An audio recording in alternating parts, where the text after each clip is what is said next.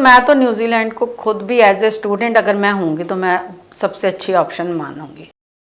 एक कंट्री जो आपको वीज़ा नहीं दे रहा है, दूसरा कंट्री की कुछ और प्रॉब्लम है, तो ये कंट्री ने आपको बड़ा बैलेंस्ड वीज़ा दिया, कभी बहुत ज़्यादा नहीं दिया, कभी बहुत कम नहीं दिया। और फीस आफ्टर वीज़ा जाती है, आपको खाली एक मेडिकल और पीसीसी देना है जिसके बेस पे फाइल लगती है। कंट्री के अगर देखें एक्सट्रीम क्लाइमेट नहीं है और ब्यूटीफुल एज इट इज़ कि आप अगर देखो तो नेचुरल ब्यूटी इतनी ज़्यादा है कि यू विल बी सरप्राइज्ड कि इससे ब्यूटीफुल कंट्री नहीं हो सकती। तो ऐसी कंट्री में हर स्टूडेंट पढ़ना चाहेगा and post study work permit भी बहुत अच्छा है इनका।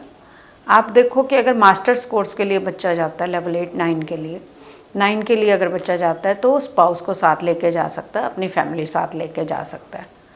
कुछ मास्टर्स इतने अच्छे डिज़ाइन हुए हैं कि 1.5 ईयर में 2 इयर्स का प्रोग्राम आपका खाली 1.5 साल में कंप्लीट हो जाता है and post study work permit आपको 3 इयर्स का मिल रहा है।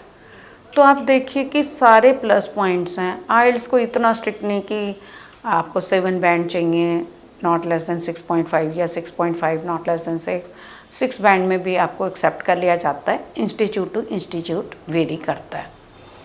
अब यहाँ पे ये नहीं कि एक पर्टिकुलर कोर्स में ही आपको जो है एडमिशन मिलेगी अगर आप वीज़ा ऑफिसर को सेटिस्फाई कर पाते हो, क्योंकि फ़ीस आफ्टर वीज़ा जाननी है। प्लस पॉइंट ये है। हाँ, खाली स्टूडेंट को जो दिक्कत आती है वो how much fund they have to show. तो इनका थंब रूल है, फर्स्ट ईयर का जो है आपको 6 मंथ ओल्ड दिखाना है। अब 1 ईयर फीस मान लीजिए, मैं एक एवरेस्ट इंस्टीट्यूट की बात करूं तो $25,000 पर एनम है या 30,000, 25,000 में भी we can offer you the institute. और $20,000 आपको दिखाना है लिविंग एक्सपेंसेस, तो $45,000 आपको 6 मंथ ओल्ड दिखाना है, मतलब 24-25 लाख रुपया आपको 6 मंथ ओल्ड दिखाना है।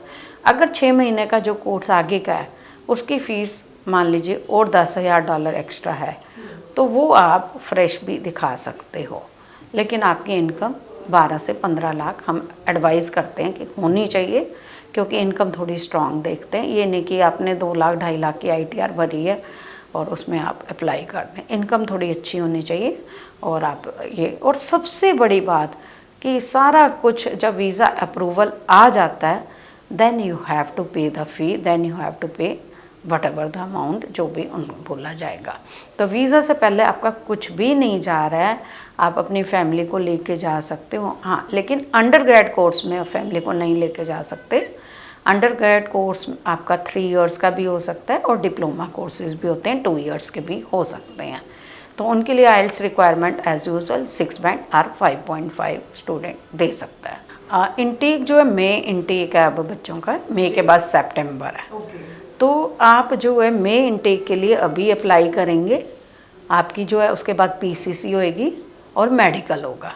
फंड्स आप लोन के लिए, हाँ लोन जो है वो अनसिक्योर्ड नहीं चलता, सिक्योर्ड लोन चलता है। मान लो कोई बैंक है जो आपका सिबिल स्कोर और ये देख के लोन कर देते हैं, लेकिन कोई प्रॉपर्टी के अगेंस्ट लोन न्यूजीलैंड में अभी चल रहा है, बीच में ले रहे थे, लेकिन अभी ये कंसर्न आ रहे हैं कि लोन सिक्योर्ड लोन ही चाहिए। तो दैट मीन्स कोई प्रॉपर्टी आपके पास होनी चाहिए जिसके अगेंस्ट आप लोन ले सको। बाकी स्टूडेंट्स का रहता है ग्रीन लिस्ट के कोर्स हो या नहीं हो, डजेंट मैटर। ग्रीन लिस्ट के कोर्स हैं तो अच्छा है, नहीं भी हो तो कुछ कोर्सेज जिनमें बहुत शॉर्टेज है और आप जाके करते हैं और साथ ही आपको जॉब मिल जाती है, फिर आपको ग्रीन लिस्ट से कोई फ़र्क नहीं पड़ता है।